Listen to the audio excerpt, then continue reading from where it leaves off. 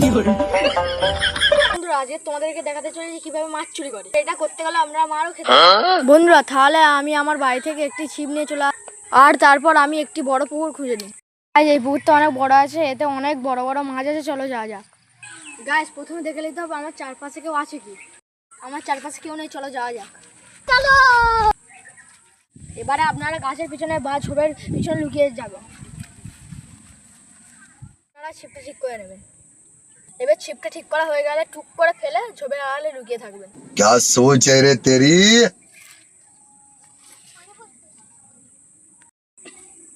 Guys 1 ঘন্টা ধরে বসে আছি, একটা মাছই পাচ্ছি না, পুরো মাছই নেই। কি রে গাইস, খুব টান লাগছে, মনে হচ্ছে খুব বড় মাছ হচ্ছে। গাইস তুলতে পারছি না, খুব টান, খুব।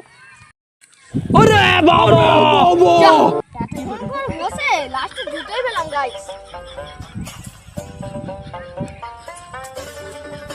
গাইস আমাদের জুতো চুরির ভিডিওটা মাছ চুরির ভিডিওটা ভালো লাগলে একটি লাইক করে দেবেন।